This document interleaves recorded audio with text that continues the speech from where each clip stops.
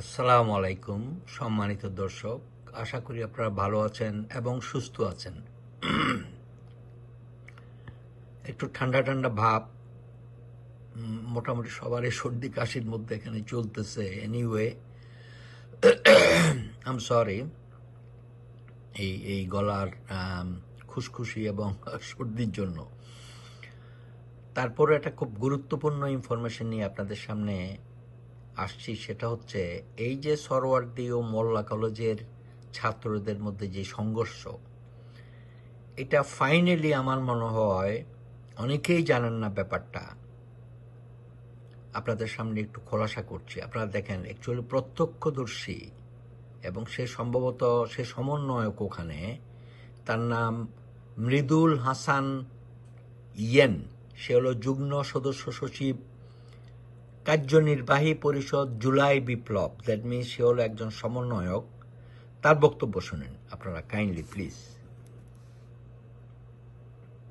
দেশের এই অবস্থায় কিছু ব্যাপার নিয়ে কথা না বললে হচ্ছে না।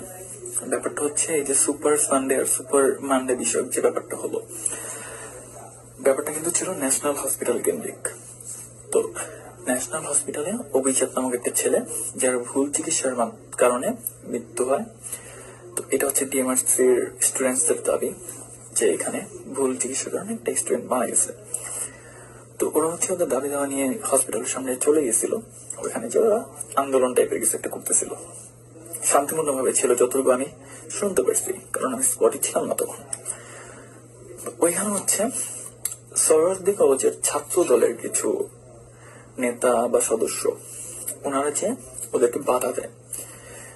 তো বাধা দেওয়ার পরে যখন ওদের সাথে একটা কথাবার্তা না মিলে বা বাকবিতন্ড একটা দেখা দেয়, তখন হচ্ছে ওরা সামনে হচ্ছে ভিক্টোরিয়া পার্কে যে সরওয়ার্দীর যে নর্মাল স্টুডেন্ট আছে, ওদেরকে পাস টাস ধরা দেওয়া বলে যে তোরা আছে ওদের সাথে, ওদেরকে এখান থেকে বের করে দেয়।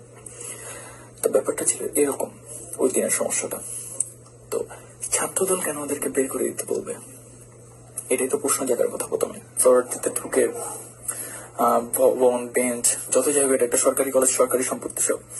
তো এগুলো যে ভাঙচুর করা হলো, এটা কোনো প্রতিবাদের ভাষা হইতে পারে না। তো যেহেতু সরকারি কলেজের মধ্যে অ্যাটাক করা হয়েছে, অবশ্যই এটা একটা প্রতিক্রিয়া দেখা যাবে, কারণ প্রতিটা অ্যাকশনের বিপরীতে একটা অ্যাকশন থাকে। তো সেই হিসেবে আজকের সুপার মেগা মানডে, আজকে যে প্রাণগুলো গেল, আজকে যে আমার খবর নেওয়া অনুযায়ী 3 জন ছিল ডিএমআরসির আর 6 জন কবি নজরুলের, একজন সরওয়ার্দীর। এরা যে মারা গেল, এই যে ক্রিয়া ছিল, একটা অ্যাকশনের পর আরেকটা অ্যাকশন হবে, বিপরীত একটা ক্রিয়া দেখা দিবি, এগুলো প্রাণ গেল। এটার ব্যাপারে কি বলবেন আপনারা? এগুলো নিয়ে তো ভাবে না, কিন্তু এতগুলো মানুষের মারা গেল, এত ঝামেলার পরে এখন প্রোটোকল দিয়ে লাভ কি?